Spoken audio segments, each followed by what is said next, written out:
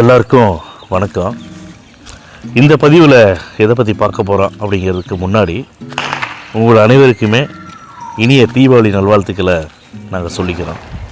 அதாவதுங்க, கரூர் துயர சம்பவத்தில், அதாவது துயர சம்பவங்கிறது நான் காமனாக தான் சொல்கிறேன், உங்களுக்கே எதனாலங்கிறது நல்லா தெரியும் இல்லையா? இந்த 41 பேர் உயிரிழந்த குடும்பத்தில் இருக்கிறவங்களாம் என்ன சொல்கிறாங்க அப்படின்னு கேட்டிங்கன்னா, அவங்கள பேட்டி எடுக்கிறாங்க. பேட்டி எடுக்கும்போது அவங்களுடைய கருத்துக்கள் என்னங்கிறத என்ன சொல்கிறாங்கன்னா, எங்களுடைய எத்தனை குடும்பங்களோட உயிர் இறந்துருக்காங்க, இந்த இறப்பிற்கான காரணம் யார் அப்படிங்கிறது எங்களுக்கு தெரியணும். அதாவது மக்கள் எல்லாத்துக்கும் தெரியும், பாதிக்கப்பட்ட குடும்பத்துக்கும் தெரியும் யார் இறப்பிற்கு காரணம் அப்படிங்கிறது. ஆனால் சட்ட ரீதியாக நீதிமன்றம் நல்ல தீர்ப்பை வழங்கணும் அப்படிங்கிறத அவங்க எதிர்பார்த்துட்டு இருக்கிறாங்க. அவங்களுக்கு கடுமையான தண்டனை கொடுக்கணும் அப்படிங்கிறதுல மும்முரமாக இருக்காங்க.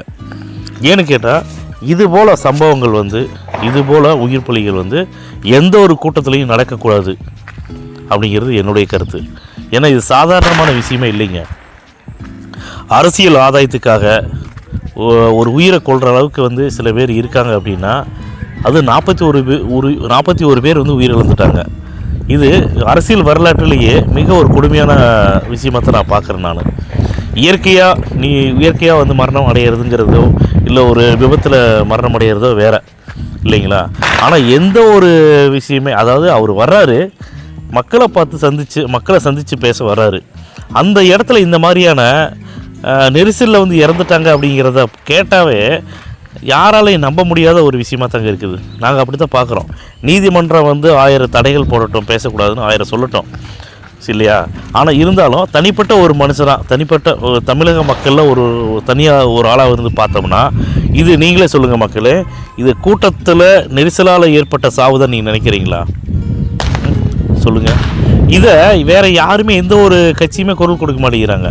சீமான் அவர்களாக இருக்கட்டும், சும்மா நான் மக்களுக்கு நல்லது பண்ணுறேன் அப்படின்னு பேசுகிறத விட, தமிழ் தேசியம் பேசுகிறாங்கல்ல, சீமான் அவர்கள் கட்சியில் இருக்கக்கூடிய ஆட்கள் எல்லாமே அறிவு சார்ந்த ஆட்கள். மற்ற ஆட்கள் தான் தற்கொலைன்னு சொல்கிறாங்க. அவங்க கட்சியில் இருக்கிறவங்க எல்லாமே அறிவு சார்ந்த மக்கள் தானே.